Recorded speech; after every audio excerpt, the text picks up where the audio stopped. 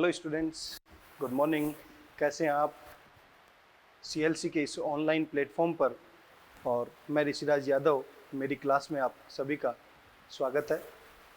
और आज हम लेक्चर 3 की बात करेंगे। जैसा कि आपको याद है कि हम प्रीवियस लेक्चर में क्या पढ़े थे, उसका कोरिलेशन कर रहे हैं यहाँ पर कि क्या हम आगे किस तरीके से रिलेट करके आगे पढ़े, तो उसको ध्यान से समझें। Lecture number 3। और लास्ट क्लास में जैसा मुझे याद है, मैंने ये बातें बताई थी आपको कि ओपनिंग्स, यदि एक्सटर्नल नॉस्ट्रिल में 2 ओपनिंग है तो उसे बोलते हैं डायराइनस कंडीशन। और ये रेस्पिरेटरी पैसेज के बारे में बात कर रहे थे कि एयर एक्सटर्नल नॉस्ट्रिल से नेजल चैम्बर में, नेजल चैम्बर से इंटरनल लेयर में, इंटरनल लेयर से नेजोफेरिंक्स में, फिर ग्लोटिस, देन लैरिंग्स, ट्रेकिया, और ऐसे होती हुई फाइनली कहां पर पहुंचेगी? इस एल्यूलाई रीजन। यदि मैं इसको कंपेयर करूं तो जो रेड कलर में लिखा हुआ है alveolar duct, atrium, alveolar sac and alveoli, ये जो है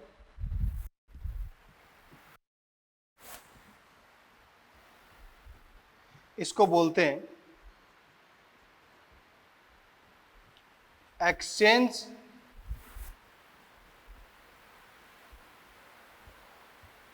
या रेस्पिरेटरी पार्ट या श्वसन भाग, जहां पर गैसों का आदान प्रदान होगा। हमारी बॉडी के अंदर कार्बन डाइऑक्साइड टॉक्सिक है, हार्मफुल है, विषैली है, तो उसे हमें बाहर निकालना पड़ेगा और बदले में वहां पर सेलुलर रेस्पिरेशन के लिए ऑक्सीजन देना पड़ेगा। तो ऐसे में ये जो पार्ट है alveolar duct, atrium, alveolar sac और एल्यूलाई, ये वाला पार्ट है एक्सचेंजिंग पार्ट। और जो ब्लैक में लिखा हुआ है external layer, nasal chamber, internal layer, nasopharynx, glottis, लैरिंग्स, trachea, primary bronchi, secondary bronchi, tertiary bronchi and bronchiole, ये जो एरिया जो ब्लैक में नोट डाउन है,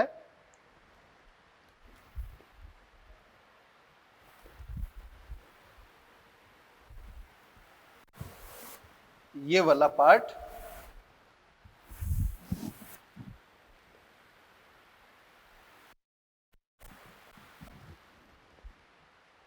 ये है कंडक्टिंग पार्ट। कंडक्टिंग पार्ट, और इसी को बोलते हैं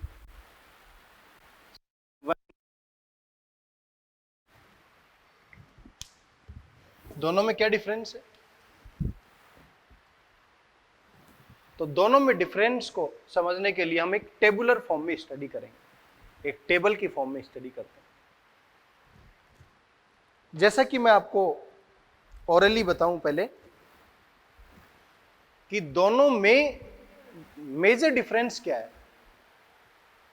जो कंडक्टिंग पार्ट है वो एयर का कंडक्शन करता है, संवहन करता है, एयर को कंडक्ट करने का काम कर रहा है, अंदर ले जाने का काम कर रहा है, पहला काम। दूसरा, बाहर से जो भी एयर आ रही है उस एयर को क्लियर करने का काम कर रहा है। क्लियर करने का काम मतलब उस एयर के अंदर कोई भी डस्ट पार्टिकल है तो हमारे नेजल चैम्बर के अंदर एयर प्रेजेंट है, वो उस डस्ट पार्टिकल को ट्रैप कर ले। थर्ड, तीसरा काम क्या है? तीसरा काम है जो भी एयर आर्द्र या मॉइस्ट कंडीशन प्रोवाइड करना। चौथा काम क्या है? जो भी एयर हमारी बॉडी के अंदर जा रही है उस एयर का टेम्परेचर हमारी बॉडी टेम्परेचर तक ले जाना। तो चारों फंक्शन क्लियर है आप? तो पहले इस कंडक्टिंग पार्ट के चारों फंक्शन देख लेते हैं।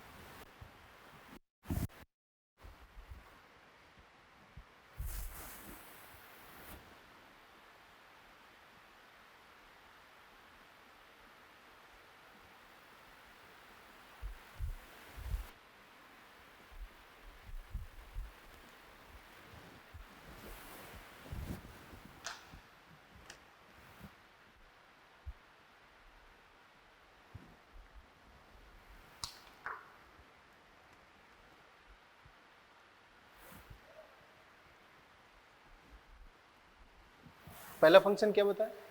It conduct the air.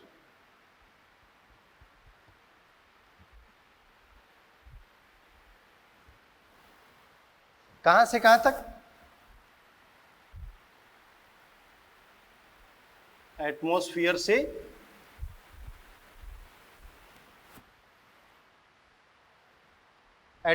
से एयर को लंग्स तक लाने का काम करेगा। सेकंड,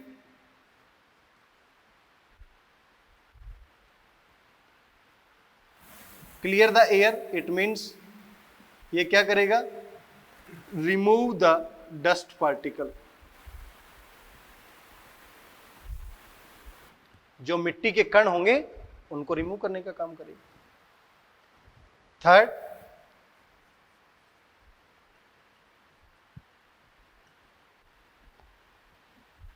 एयर को मॉइस्ट या आर्द्र करने का काम करेगा।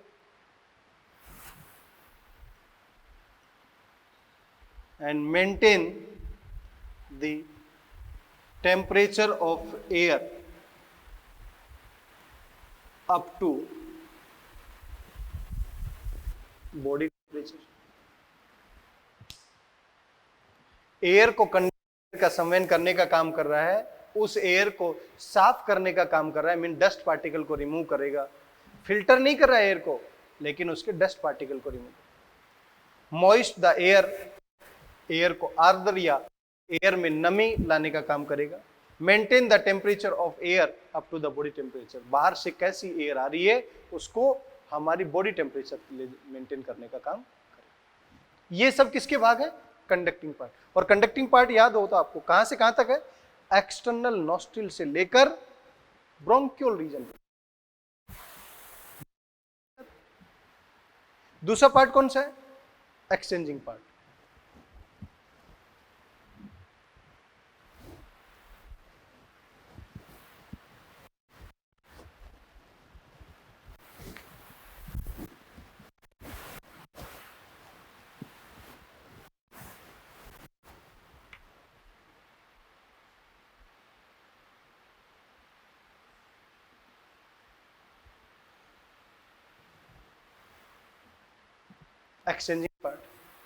एक्सचेंजिंग पार्ट कौन कौन सा? Alveolar duct, atrium, alveolar sac,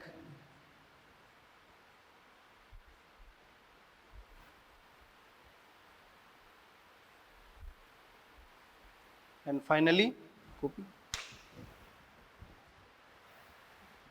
exchanging part में विशेष प्रकार की चपटी कोशिकाएं पाई जाती हैं, और वो चपटी कोशिकाएं जो हैं फ्लैट सेल्स चपटी कोशिकाएं पाई जाती हैं। और वो जो फ्लैट सेल्स हैं वो दो प्रकार की हैं, टाइप 1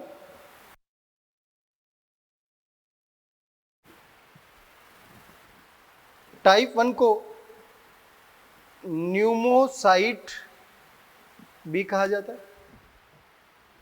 टाइप 2 को न्यूमोसाइट सेकंड भी कहा जाता है। ये टाइप 1 न्यूमोसाइट फर्स्ट जो है ये गैसों के आदान प्रदान के लिए है। इट मींस गैसेज एक्सचेंज के लिए, प्राइमरी फॉर्म में गैस के आदान प्रदान या गैसेज एक्सचेंज के लिए।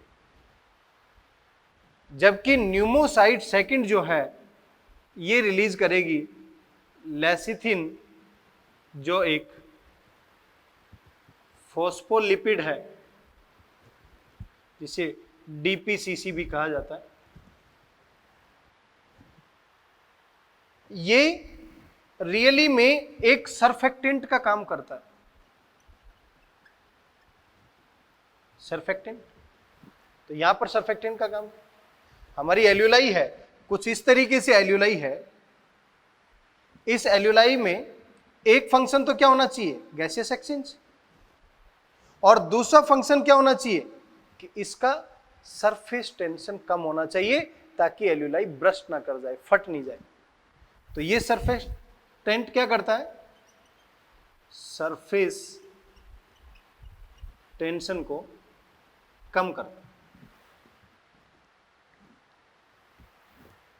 तो इस एक्सचेंजिंग पार्ट का मेजर रोल क्या है, एक तो गैसियस एक्सचेंज, टाइप 1 सेल काम करेंगे, दूसरी टाइप 2 सेल क्या करेगी, फॉस्फोलिपिड रिलीज करेगी जो सरफेक्टेंट टेंशन को लोअर करने का काम। तो आप दोनों में अंतर देख सकते हैं कि कंडक्टिंग पार्ट का रोल क्या था, एक्सचेंजिंग पार्ट का रोल क्या है। आगे चल के मैं डिस्कस करूंगा कि हम बॉडी के अंदर जितनी एयर जा रही है, फॉर एग्जाम्पल टाइडल वॉल्यूम होता है उसमें 500 ml एयर गई, तो एक्सचेंजिंग के पास में 500 नहीं, तो जो पार्ट कंडक्टिंग पार्ट में रह गया और वापस आ गया वो पार्ट आगे चलकर डेड वॉल्यूम या मृत आएगा, और जो पार्ट यहां पर आ गया उसको क्या बोलेंगे, एल्यूलर वेंटिलेशन। मींस लगभग 500 ml का 350 ml यहां पर आ जाता है, 300 ml इस कंडक्टिंग पार्ट में रह गया, तो ये डेड वॉल्यूम हो जाएगा और यहां पर आते आते एल्यूलर वेंटिलेशन का फंक्शनल वॉल्यूम हो जाएगा। क्लियर है? तो अभी तक जो मैंने बातें की वो कंडक्टिंग पार्ट और दूसरा पार्ट एक्सचेंजिंग पार्ट, उन दोनों में डिफरेंस करने की, और आगे चलते क्या।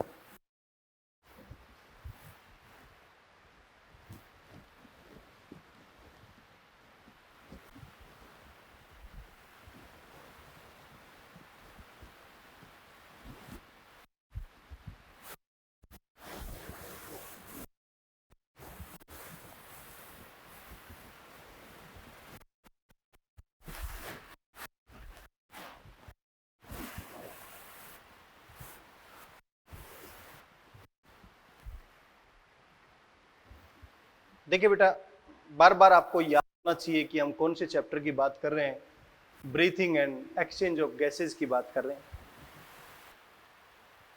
तो ब्रीथिंग और एक्सचेंज ऑफ गैसेस में हमें रेस्पिरेशन के स्टेप्स भी पता होना चाहिए कि रेस्पिरेशन के कौन कौन से स्टेप्स होते हैं। तो जरा हम ये देखते हैं कि रेस्पिरेशन के स्टेप,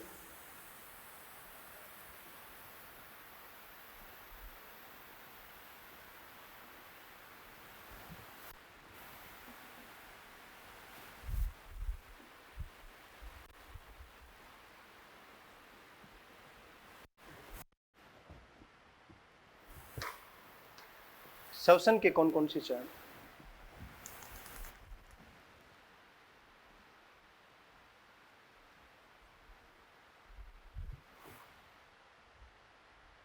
धीरे धीरे हम एक एक स्टेप में आगे बढ़ेंगे।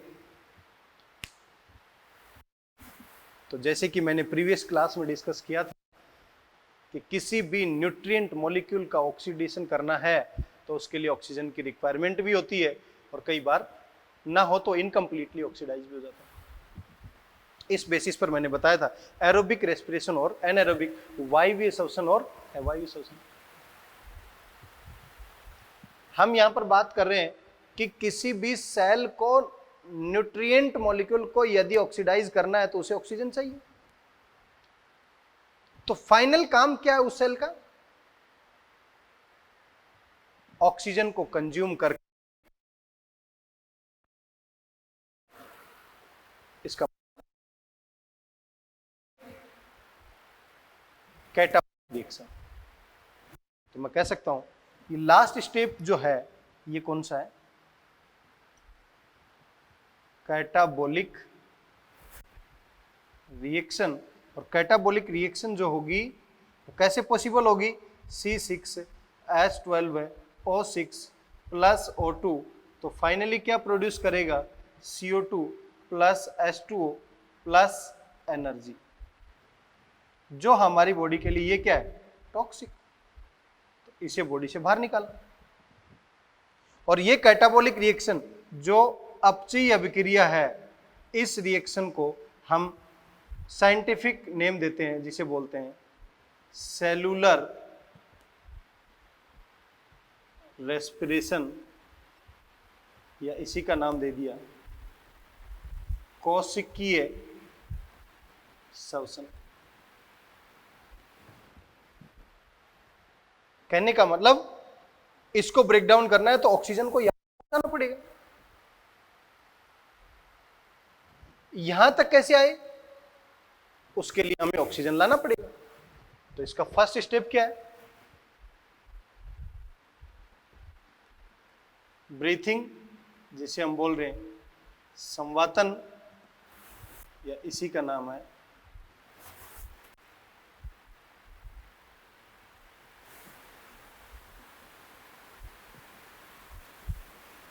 पल्मोनरी वेंटिलेशन या फुफ्फुसीय संवातन breathing. Simply means atmospheric fresh air को इन करना और बॉडी के अंदर कार्बन डाइऑक्साइड रिच एयर जो बनी है एल्यूलाई के अंदर, उसको बाहर निकालना। ब्रीथ इन और ब्रीथ आउट। तो हमारे पास ब्रीथ इन करने पर ऑक्सीजन आ गई, कहां तक पहुंच गई, एल्यूलाई तक। अब एल्यूलाई से हमें कहां ले जाना उसको, ब्लड में। तो मैं कह सकता हूं diffusion between एल्यूलाई and blood means यहां पर इस कूपिका और रक्त के बीच में क्या होगा, विसरण। तो यहां से एयर इस कूपिका से ब्लड में चलेगी, और ब्लड में चलेगी। ब्लड के अंदर क्या है, आरबीसी। ब्लड के अंदर क्या है, डब्ल्यूबीसी। ब्लड के अंदर क्या है, प्लेटलेट। ब्लड के अंदर क्या है, प्लाज्मा, जिसमें से आरबीसी एक कैरियर जो ऑक्सीजन और कार्बन डाइऑक्साइड दोनों को कैरियर के रूप में काम करेगी। इसका मतलब अब ब्लड से उसको क्या करना है, हमें transport of gases. Transport of gases means गैसों का परिवहन। और जैसे ही गैस ब्लड में जा रही है, अब कौन से लेवल पर पहुंच गई, टिश्यू के पास। टिश्यू के पास पहुंच गई तो फिर वापस क्या करना पड़ेगा हमें, diffusion. Diffusion between blood and tissue means यहां पर भी क्या करना पड़ रहा है हमें, यहां पर O2 और CO2 क्या कर रहे हैं हम,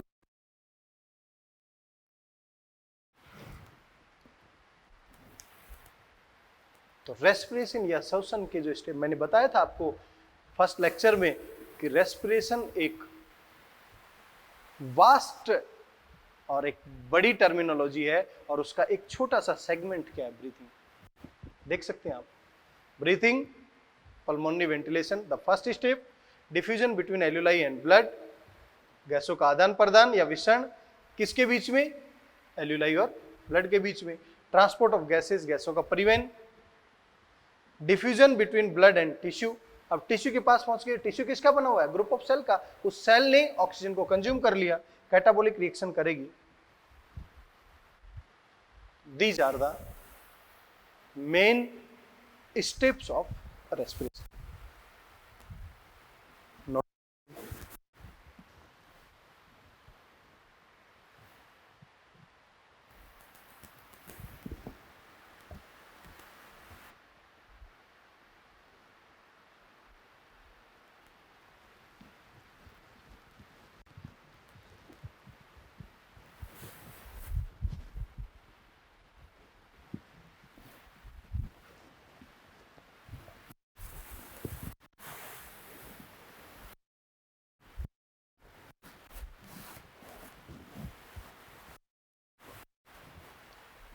होपफुली यहां तक सभी चीजें क्लियर हैं। इसे इसमें कुछ कुछ इंपॉर्टेंट एस्पेक्ट में हिस्टोलॉजी या औत्की के बारे में भी हम छोटे से पार्ट की स्टडी कर लेते हैं जहां से क्वेश्चन पूछे जाते हैं।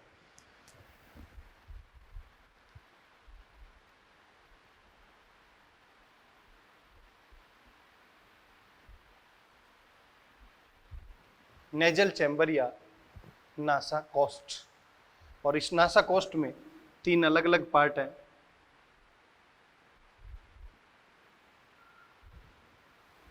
वन इज वेस्टिब्यूल पार्ट, जो सबसे आउटर पार्ट है। Another one is respiratory part. Last one is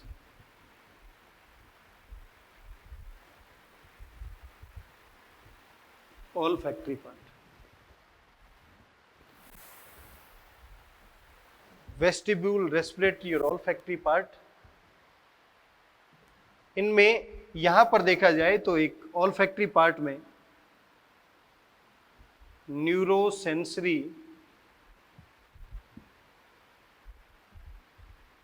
epithelium present होती है, जिसे बोलते हैं olfactory एपिथेलियम या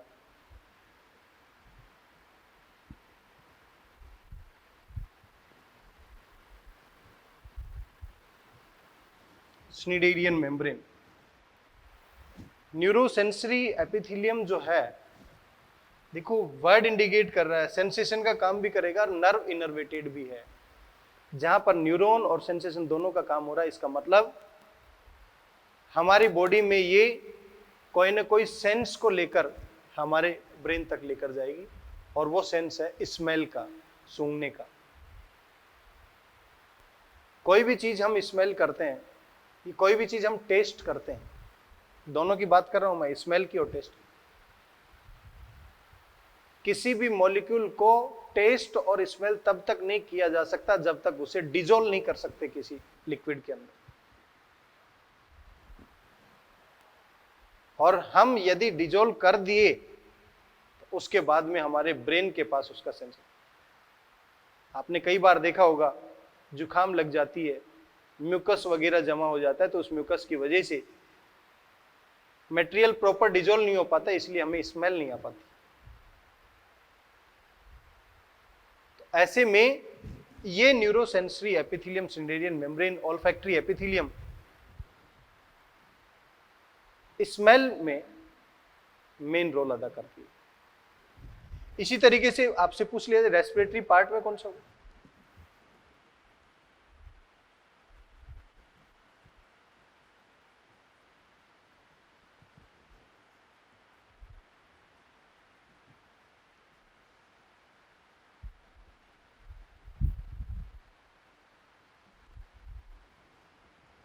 इसमें आभासी स्तरित सीलिएटेड कोलमनर एपिथेलियम या स्यूडो स्ट्रेटिफाइड एपिथेलियम प्रेजेंट होता है।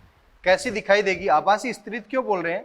क्योंकि यहां पर सेल इस तरीके से होती हैं, कोलमनर सेल्स हैं, लेकिन ये बेसमेंट मेम्ब्रेन, और यहां पर कुछ छोटी सेल भी हैं। तो लॉन्ग सेल और स्मॉल सेल दोनों सेल प्रेजेंट है, इसीलिए ऐसा दिखाई देता है कि ये मल्टी लेयर्ड है। दिस इज बेसमेंट मेम्ब्रेन, और ये कॉलमनर सेल है, ये लॉन्ग सेल है, और ये सेल तो स्तरित दिखाई देती है, इसीलिए इसको नाम क्या दिया गया? स्यूडो स्ट्रेटिफाइड, आभासी स्तरित सीलिएटेड कोलमनर एपिथेलियम मींस उपकला उत्तक यहां पर पाया जाता है। क्लियर है यहां तक? नोट करें इसे।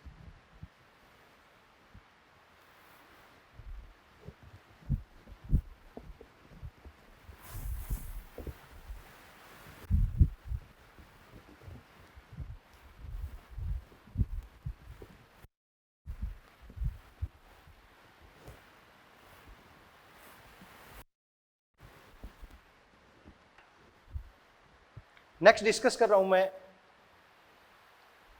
जैसे कि आपको इंट्रोडक्शन में मैंने बताया था, इंट्रोडक्शन के बाद में हम रेस्पिरेटरी ऑर्गन और मैकेनिज्म ऑफ ब्रीदिंग की बात करेंगे। तो हमने रेस्पिरेटरी ऑर्गन्स के बारे में पढ़ा, मैकेनिज्म ऑफ ब्रीदिंग में जाने से पहले हमें एयर टाइट चेंबर या केज के बारे में ज्ञान होना। जिस चेंबर में आप बैठे हुए हैं, आप अपने कमरे में बैठे हुए हैं, तो आप अपने चारों तरफ देखें तो एक है, एक फर्श है, दो पार्श्व भाग है, एक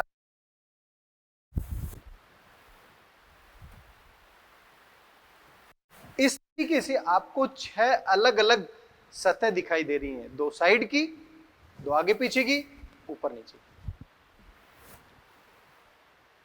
तो ये एक केज है, एक पिंजरे की तरह काम कर रहा है। इसी तरीके से हमारी बॉडी में भी है।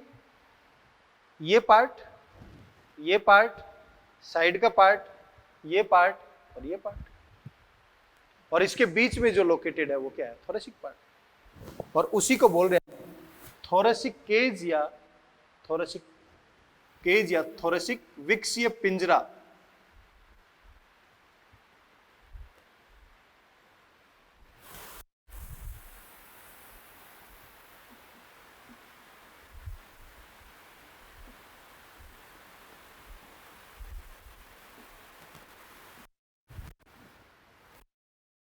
अभी मैंने बताया कौन कौन सी सरफेस होनी चाहिए इसमें। होना चाहिए डोर्सल एंड होना चाहिए, एंड होना चाहिए मींस, और लेटरल एंड होना चाहिए। तो मैं कह सकता हूं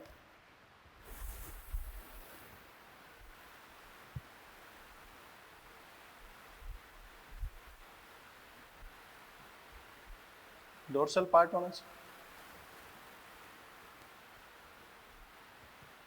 वेंट्रल पार्ट होना चाहिए जिसे हम बोल रहे हैं अधर भाग, और इसे बोल रहे हैं हम पृष्ठ भाग। लेटरल पार्ट होना चाहिए जिसे हम बोल रहे हैं पार्श्व भाग।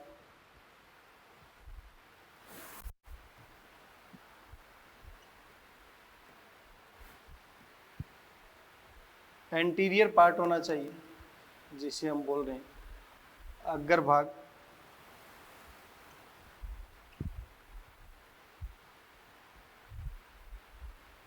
पोस्टीरियर पार्ट होना चाहिए जिसे बोल रहे हैं,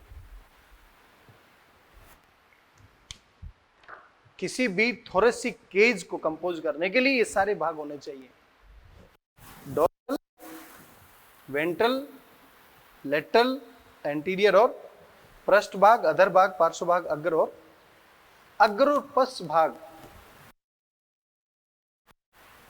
केस में, थोरेसिक केज में ये भाग है एंटीरियर और ये पोस्टीरियर।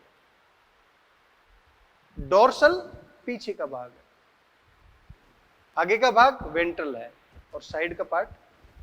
तो मैं कहता हूं डोर्सल पार्ट कौन बनाएगा? वर्टिब्रल कॉलम, कशेरुक दंड जो होता है वो बनाएगा। और वर्टिब्रल कॉलम में तो सभी है, सर्वाइकल वर्टिब्रा है, थोरेसिक वर्टिब्रा है, लंबर है, सैकरल है, कोडल है। तो केवल थोरेसिक पार्ट, क्योंकि हम थोरेसिक केज की बात कर रहे हैं। वेंट्रल पार्ट कौन बनाएगा? स्टर्नम या उरोस्थी, एक चप्टी अस्थि है, सामने जहां टाई लगाई जाती है वहां पर। लेटरल भाग कौन बनाएगा? रिब्स, जैसा कि आपको पता होगा हमारे अंदर 12 जोड़ी पसलियां पाई जाती हैं, और 13वीं जोड़ी यदि प्रेजेंट हो तो उसे गोरिल्ला रिब्स बोलते हैं। लेकिन हम जनरल बात करें तो 12 जोड़ी पाई जाती है, जिसमें से 1 से लेकर 7 पेयर जो वर्टिब्रल कॉलम और स्टर्नम दोनों से अटैच होती है, इसीलिए इनको बोलते हैं true ribs. Anterior part neck region and clavicle. Clavicle collar bone को बोला जाता है। एंड पोस्टीरियर पार्ट, यहां पर कौन है?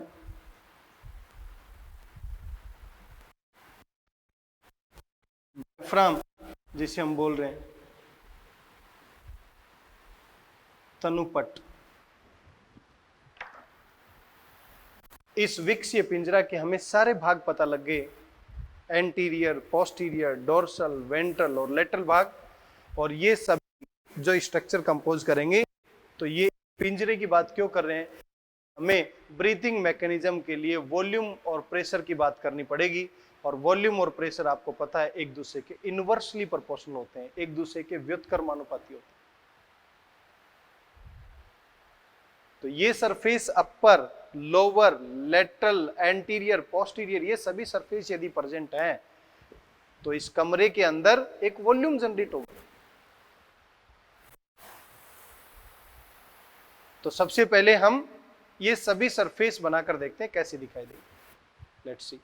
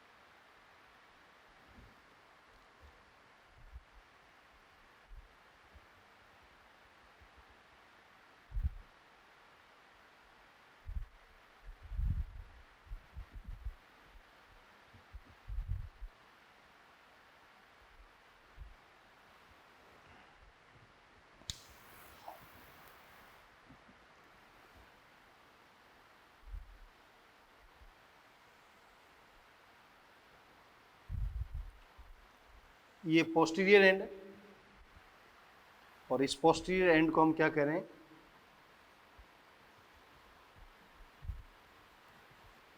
डायफ्राम।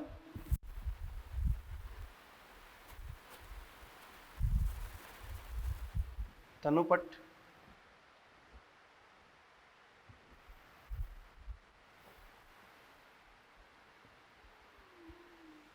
ये इसका एंटीरियर एंड है जिसे हम बोल रहे हैं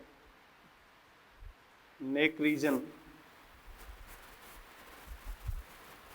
या क्लेविकल।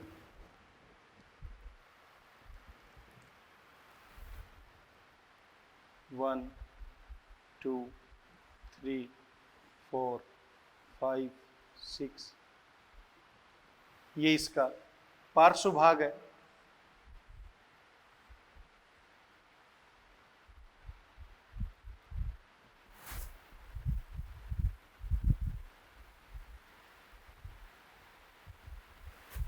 जो पार्श्व भाग है वो कौन बना रहा है,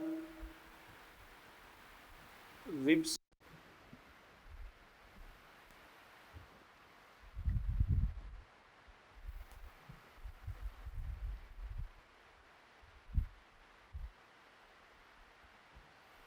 ये इसका एंटीरियर भाग है जो, और ये पोस्टीरियर, ये पार्श्व। तो ये वाला जो पार्ट होगा ये कौन सा है, वेंट्रल या अधर भाग है।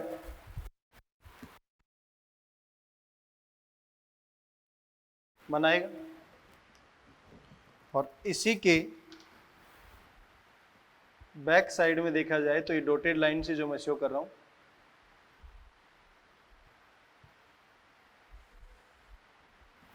ये है वर्टिब्रल कॉलम या कशेरुकदंड। एंटीरियर, पोस्टीरियर, लेटरल, डोर्सल और वेंट्रल। तो ये जो डॉटेड लाइन से मैंने दिखाया है डोर्सल पार्ट है, जो कंटिन्यूअस लाइन ब्लैक से दिखाया है ये स्टर्नम या उरोस्थी वाला पार्ट है।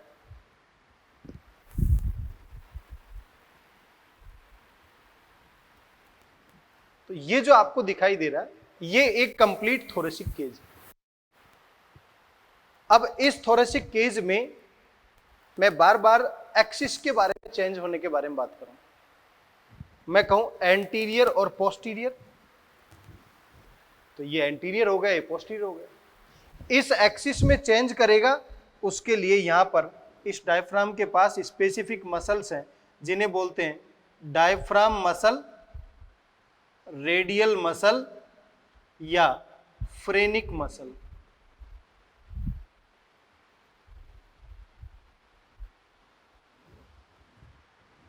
स्पेसिफिक मसल फाइबर या पेशी तंतु पाए जाते हैं जो इस एंटीरियर पोस्टीरियर एक्सिस में चेंज करेंगे। कैसे चेंज होगा? ये डायफ्राम इस तरीके से डोम शेप में, गुंबदाकार, ये नीचे चला जाए तो हमें स्पेस मिल जाएगी, वॉल्यूम बढ़ जाएगा। तो इसको रेगुलेट करने के लिए यहां पर कौन सी मसल्स हैं? रेडियल मसल, फ्रेनिक मसल या डायफ्राम मसल। अब हमें एंटीरियर पोस्टीरियर में हो गया, अब डोर्सल वेंट्रल में चेंज करना है। तो डोर्सल वेंट्रल के बीच में चेंज करने के लिए यहां पर मसल्स प्रेजेंट है। तो रिब्स के बीच में जो मसल है उनको बोलते हैं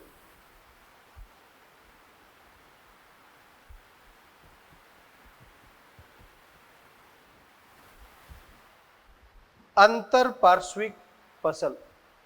जो यहां पर है इंटरकोस्टल मसल जो है, अंतर पार्श्विक पेशियां जो हैं वो रिब्स के बीच में है, जो डोर्सल और वेंट्रल एक्सिस में चेंज करने का काम करेंगे।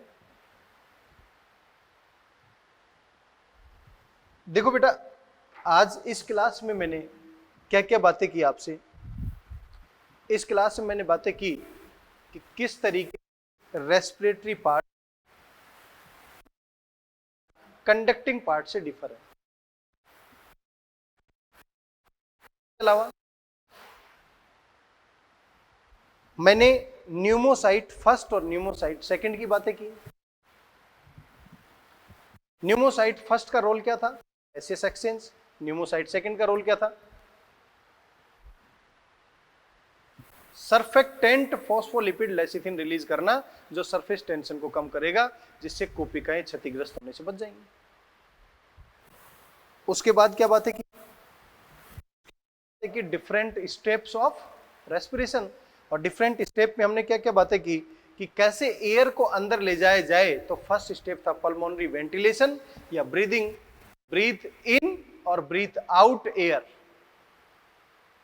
तो फ्रेश एयर को हमने इन लिया और CO2 रिच एयर को हमने बाहर निकाल लिया, पहले स्टेप।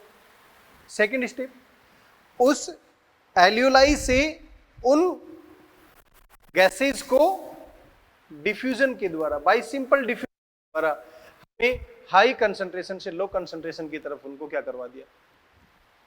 मूव करवा दिया। तो मैंने बताया डिफ्यूजन बिटवीन एल्यूलाई एंड ब्लड में पहुंच गई। ब्लड में कैरियर आयन की फॉर्म में आरबीसी प्रेजेंट है। आरबीसी उनको कहाँ जा रहा है? टिश्यू तक ले जाएगा। It means transport of gases. जैसे टिश्यू के पास पहुंच गए, अब टिश्यू के पास पहुंचने के बाद में सेल उसको क्या करेगी? लेगी। तो सेल लेने के लिए वहां पर वापस डिफ्यूजन होगा। तो diffusion between blood and tissue.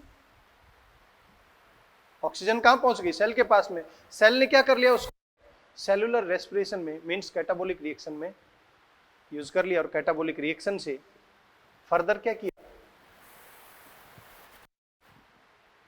CO2 release करवाई, और ये CO2 हार्मफुल है बॉडी से, इसे क्या करना पड़ेगा? तो डिफरेंट स्टेप्स के बारे में बातें की। उसके बाद मैंने बातें की कि नेजल चैम्बर के अंदर हिस्टोलॉजी क्या क्या है। तो नेजल चैम्बर में रेस्पिरेटरी जो पार्ट है, एक ऑल्फैक्टरी पार्ट है। तो नेजल चैम्बर के अंदर जो रेस्पिरेटरी पार्ट है उसमें pseudo stratified columnar epithelium present होती है, जबकि ऑल्फैक्टरी एपिथेलियम में न्यूरोसेंसरी एपिथेलियम प्रेजेंट है, जिसे हम बोल रहे हैं सीड एरिया में। क्लियर है मेरी बात यहां तक? उसके बाद मैंने बात की थोरेसिक केज, और थोरेसिक केज के अलग अलग पार्ट बताए, विकसीय पिंजरा के अलग अलग भाग बताए कि कौन सा डोर्सल भाग है, वर्टिब्रल कॉलम, कौन सा वेंट्रल भाग है, स्टर्नम, कौन सा लेटरल भाग है,